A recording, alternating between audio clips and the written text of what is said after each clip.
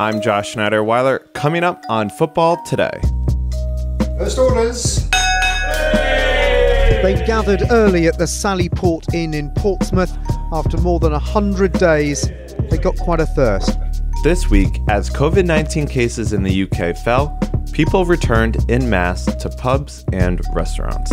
Meanwhile, across the Atlantic, Brazilian cities are also reopening. Except there, COVID-19 cases and deaths are still surging.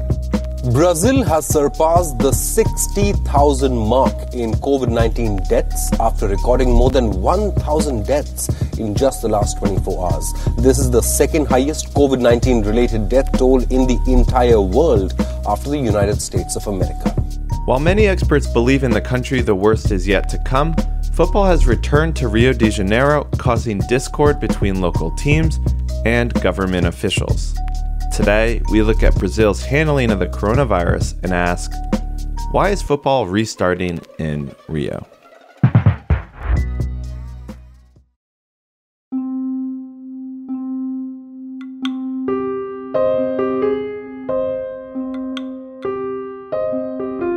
I'm in Rio, which is the second most affected city in South America by the coronavirus, but the first city in which football has returned.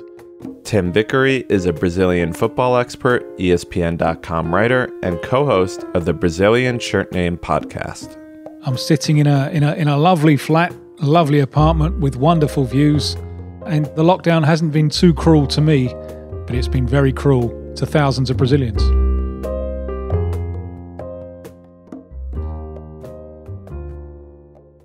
Let's go back in time to when this all started, which was back in mid-March, of course. The pandemic shut down all of football in Europe. What was happening back in Brazil?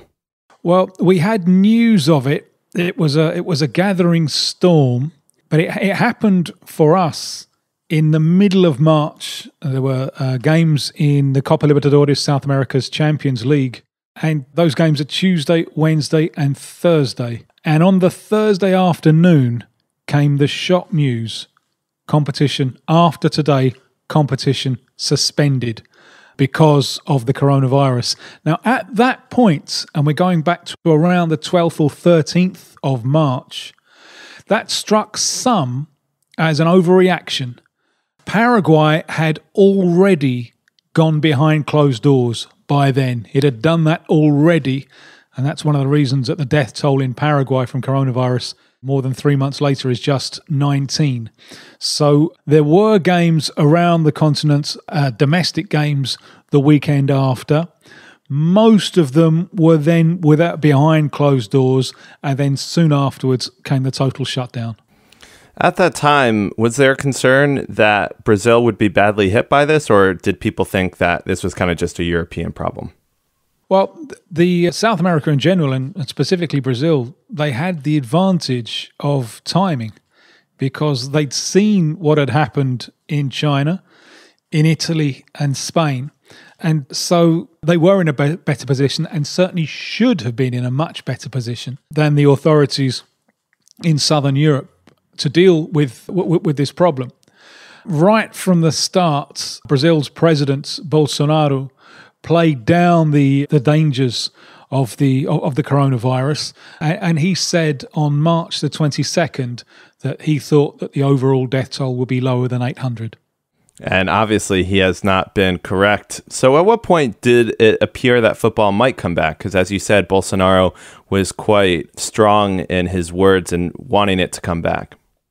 Well, here we can't answer this without talking about the context in Brazil. I think you have to think of Brazil in this context as a kind of United States of South America. It's divided into 26 states plus the federal district of Brasilia. And that's relevant both in terms of politics and in terms of football. In politics, because the state governors and local mayors have the authority to implement social distancing or even lockdown, to close commerce and so on. Not the central governments, the government at state levels. And football in the first few months of the year is also regional. There's one championship for each of the states.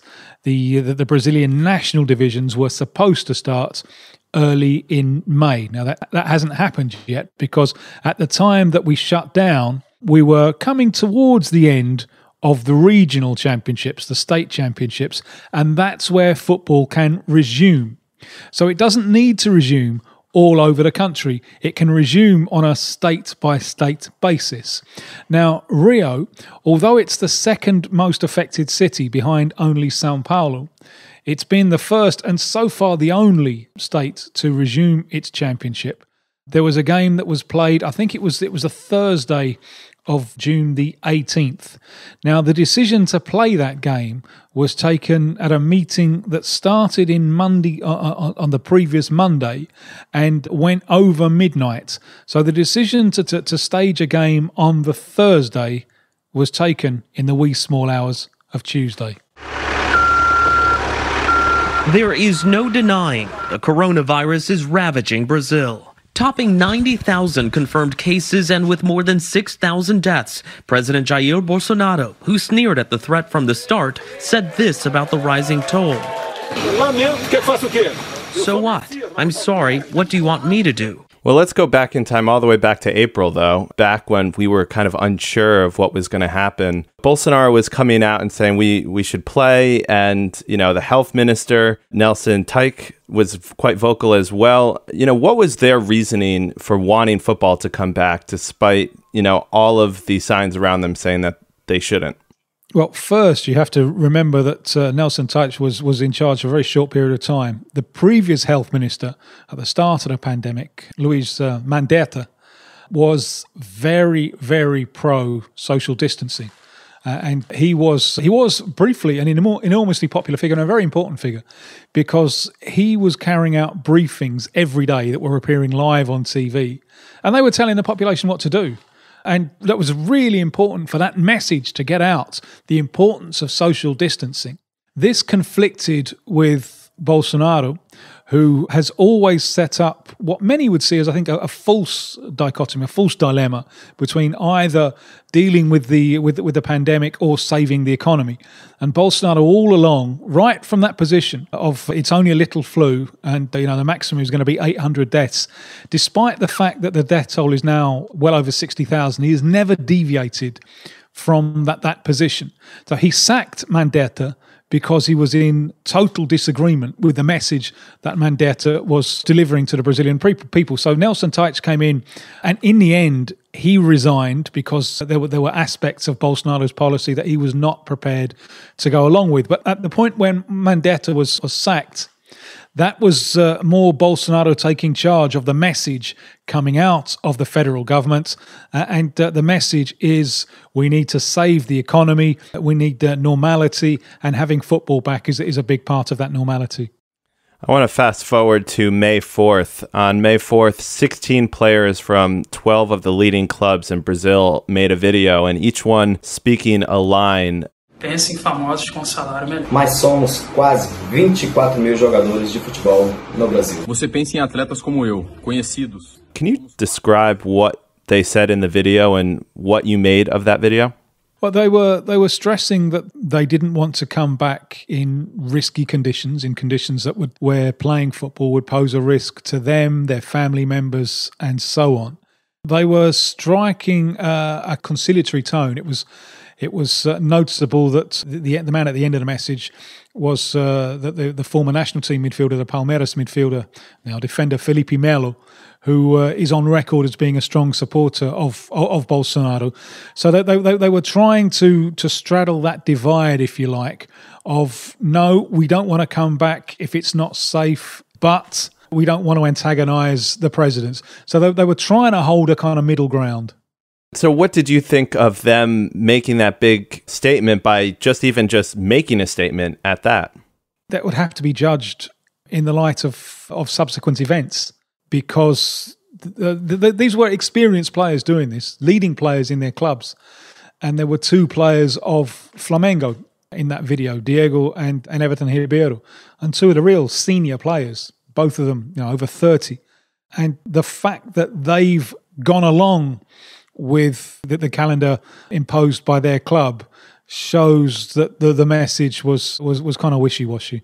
So this is, the first week or, the second week of May, and obviously it's now kind of coming to Brazil in force. Whose side at this point are the fans and the media kind of taking? Well, it's hard to tell because I'm not sure there's been significant polling of this. And Brazil is very, very polarized about this issue. It's very, very polarized politically at the moment, and it's polarized on the importance of social distancing and so on. So it would be really, really hard to find one voice speaking for the fans. I think, and again, the media is very polarized politically. The main player, TV Global, which is the main rights holder of Brazilian football, has it's taken an anti-Bolsonaro stance. So although it holds the rights, it's been happy for no football to be played.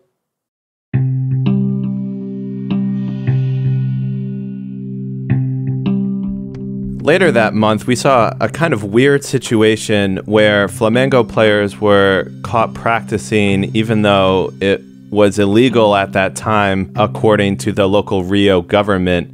Can you describe what happened there? And of course, this is the team that Bolsonaro supports and has been closely linked with Bolsonaro. Yeah, the word illegal there is problematic because Flamengo, who are the national champions, the continental champions, and they're rich, they have taken on board top lawyers at every stage. So they would clearly argue that nothing that they have done has been illegal, that they have operated inside the legislation at all times. But and clearly they were back in some kind of training in order to force as soon as possible the return of football in Rio. Yeah, so I should mention allegedly illegal. And, what's interesting about that episode is that this is after the death of Jorginho, who was the massage specialist with Flamengo since 1980 and, a real big part of the club. Yes, and part of Brazil's coaching staff during the 2002 World Cup. And there's another word which I'm reluctant to use about the club and this situation because you don't want to be unfair, but it's a real fact, and that word is fire. This is the club where at the start of last year, 10 of their youth players died at a fire on Flamengo's premises. Fire is reported to have killed 10 people and injured 3 more at the training ground of one of Brazil's most successful football clubs, Flamengo. The fire broke out at the Ninho do Urubu facility in Rio de Janeiro, in a building which houses the club's youth team players. So some will certainly see them as being the perpetrators of an insensitivity. Yeah, they, from the outside, they kind of come out looking like villains to a degree. Well, yeah, and this is a dangerous policy, I think, because they want to be global players, Flamengo. They're very, very ambitious, and they have the support base, no doubt about it, to be global players. But allowing themselves to be seen as allies of President Bolsonaro, it's problematic inside Brazil. It's problematic inside the support base of Flamengo. But internationally, it's a risky game because Brazil is on its way to being a kind of global pariah. And the fact that football is happening in Rio, the second most affected city in South America with the coronavirus, and that first game that Flamengo played on June the 18th in the Maracanã Stadium, part of the Maracanã complex being turned into a field hospital for coronavirus victims. And 2 people died that day inside the hospital. So it's problematic in Brazil, but I think it's likely to prove very controversial outside Brazil. The club seeing and cultivating personal connections as well with President Bolsonaro. What about the other clubs in Rio? What has their stance been during this time? There are 4 major clubs: Flamengo, Vasco, Fluminense, and Botafogo, and a host of smaller clubs. In the Rio First Division, there's 8 smaller clubs. Now, the smaller clubs, and this is a metaphor for small businesses all over the world in the pandemic situation, are desperate for cash. So they want to come back. Flamengo were huge drivers in coming back, along with Vasco da Gama. The other two big clubs, Fluminense and Botafogo, were wholly opposed. Hi everyone, Josh Schneider-Weiler here, and I have an announcement. Today is our 100th episode of Football Today, and to celebrate it, we're giving away a 60-pound gift card to Classic Football Shirts to one of you, our listeners. That's 60 pounds you can spend however you want at Classic Football Shirts. That could be 2 shirts, 1 shirt and some accessories, however you like. All you need to do to enter is fill in a 5-minute survey. It's only about 15 questions or so, and it gives us really important feedback on what you guys think of the show. And just so you know, this opportunity won't be marketed on social media, so it's only for you guys listening right now, which means you have a much better chance of winning. To fill in the survey and have a chance at winning that 60-pound gift card, please click on the link in the episode description or log on to our website, www.footballtodaypodcast.com. Now, back to the episode.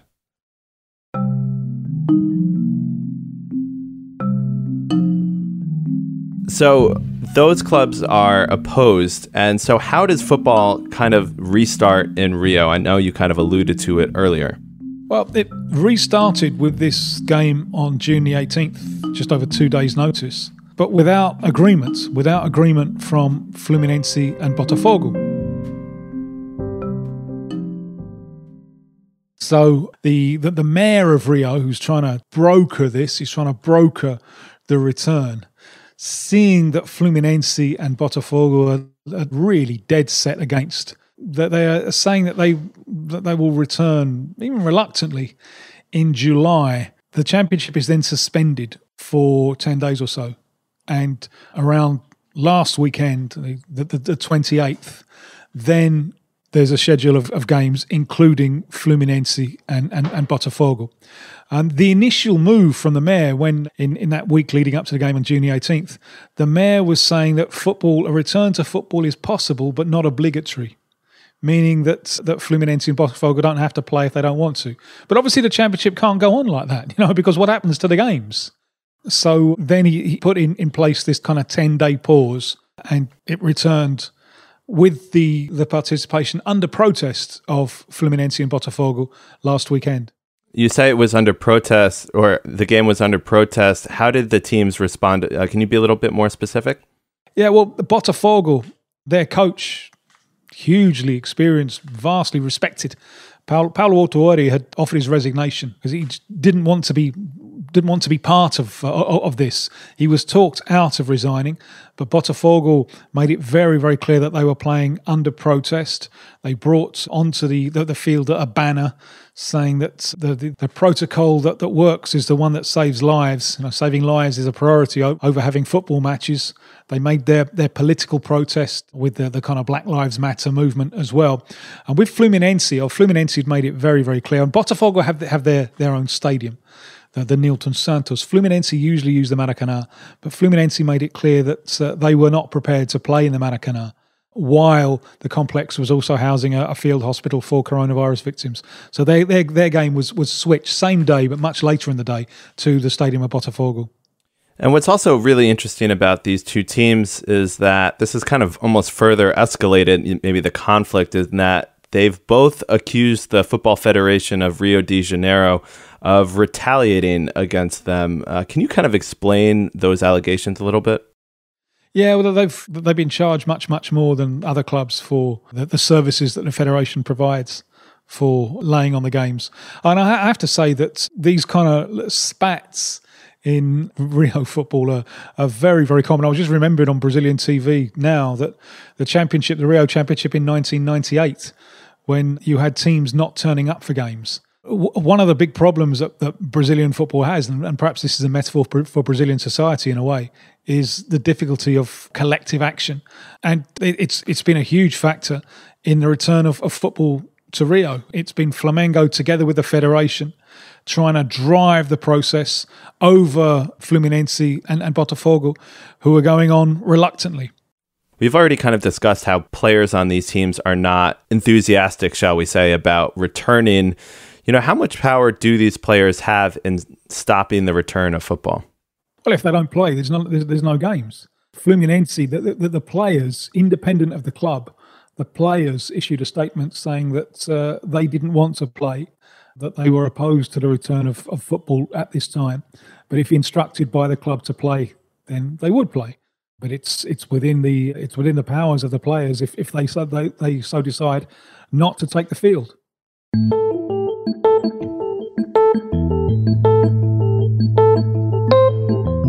One of the main drivers, if not the main driver, for football coming back in Europe has been to fulfill TV contracts. Is that one of the reasons that there's been pressure for football to come back to Brazil? This is where the thing gets really complicated, because it seems clear that the TV situation is part of it. The Flamengo president and directors have been meeting with President Bolsonaro prior to the return of football. And what I think we can guess has happened is a kind of bargain. As we said, Bolsonaro has been keen on the record as saying from April that he is keen for football to return as soon as possible. Flamengo in Rio, at least, Flamengo have helped him bring that one about. Flamengo also had a suggestion for TV rights. Now, the way it is at the moment in Brazil is that the TV rights belong to both teams. So a game can only be shown on TV if both teams are signed to the same broadcaster. What Flamengo is saying, and this is partly because they're very keen on developing their own TV station on the lines of Benfica in Portugal. What Flamengo have been arguing for is for the TV rights to belong only to the home side, giving the home side the flexibility to sell those TV rights to whoever they want. And Bolsonaro emitted an emergency decree bringing this into force, and it's been referred to informally as the emergency decree of Flamengo. And Bolsonaro has said himself this was a suggestion from Flamengo. Now, Flamengo in the Rio State Championship hadn't agreed a price with TV Global, so their games were not being shown, could not be shown, because Global had signed up everyone else in the competition. With this emergency decree, Flamengo can show the games. In fact, they did show their game the other night. Now, this has led to a legal imbroglio, because this is an emergency decree which is being applied to contracts which already exist. Now, is that viable or not? That's one for the lawyers to argue. So for the moment, Global have said, well, we're not going to transmit anything. We're not interested anymore in the Rio State Championship, although we will continue to pay the clubs. So there are lots of different games being played here. This emergency decree, Congress has to vote on it within 120 days or it loses validity. And Congress can and will, if it gets round to it, make substantial changes. So no one actually knows the legal thing that's going to come out of this situation yet. It does seem interesting to a number of big clubs that the home side be the owner of the TV rights. It may be something which ends up penalising the smaller clubs and leading to a greater financial difference between the clubs. But for the time being, it's a total legal uncertainty as to what will emerge from this. It's possible that one of Bolsonaro's motivations in this is also looking to spite TV Global, who have taken a line against him. So there's lots of little things going on and lots of angles being played, but there would seem absolutely no doubt that football has returned in Rio, the second most affected city in South America, ahead of anywhere else, because of an alliance between Flamengo and Bolsonaro, whereby Bolsonaro gets football back, which he wants, and he also has a chance of maybe irritating TV Global, and Flamengo, they get an emergency decree which makes a new world of media rights sales available to them.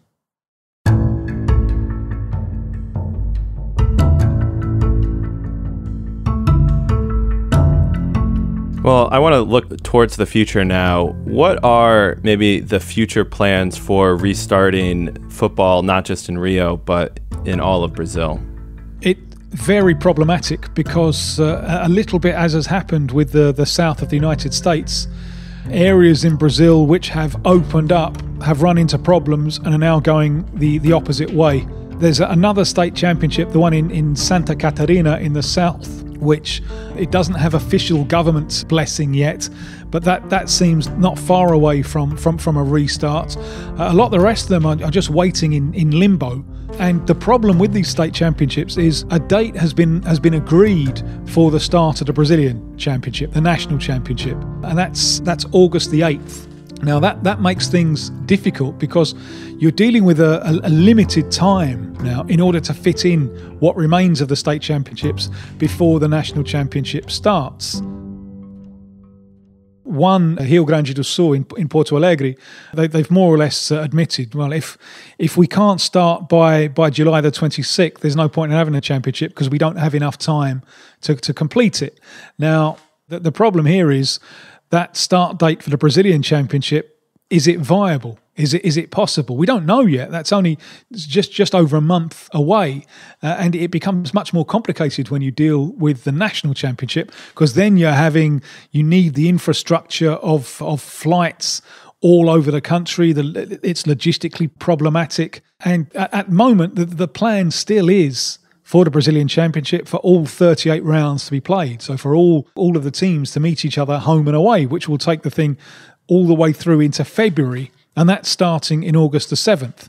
But that August the 7th start date, that may be wildly optimistic. So at the moment, it's all very, very uncertain. In Rio, the line was that from the 10th of July, the stadiums could have supporters, 1/3 of stadium capacity. And then from the 1st of August, 2/3 of stadium capacity. Now that also seems wildly optimistic. So at the moment, plans are being made and calendars are being drawn up more on the basis of optimism than hard fact. Depois ele volta a decisão. Está por segundos. Solta o grito que está aprisionado no peito há 38 anos. O Flamengo é campeão da Copa Libertadores da América 2019. O Flamengo. How does the pandemic in Brazil impact teams and players, not just in Brazil, but outside of it? Of course, the Copa Libertadores, the Champions League of South America, has 7 Brazilian teams in it.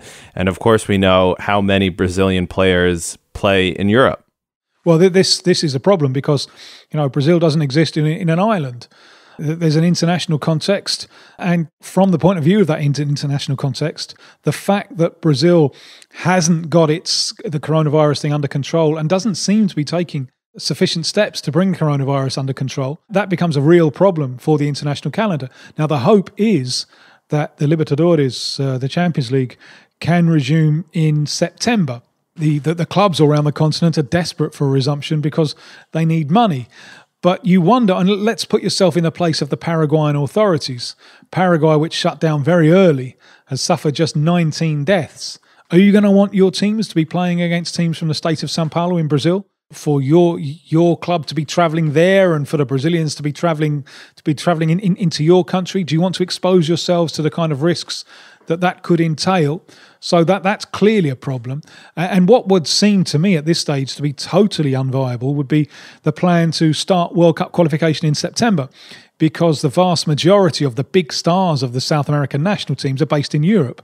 And the EC is just imposing severe restrictions on people from many South American countries, and especially Brazil, to anyone coming from those countries to enter Europe. So at the moment, it's impossible to imagine the European clubs being either able or willing to release their players for World Cup qualification and then get them back again straight afterwards. So Brazil at the moment is a huge problem for not just its own calendar, but for a continental and international calendar.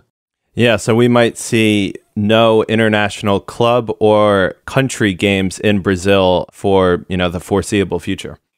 Until you would imagine that the coronavirus has been brought under control in Brazil. And it would seem that the virus is something like a forest fire. It will burn while it finds wood to burn. And, Brazil is a huge country, and without forceful measures to control the virus, and you wonder how much of a psychological aptitude after all this time there is for the population to do lockdowns and social distancing. So how long this forest fire of the coronavirus is going to burn is a very valid point, because at the moment, there's no sign of the fire burning itself out.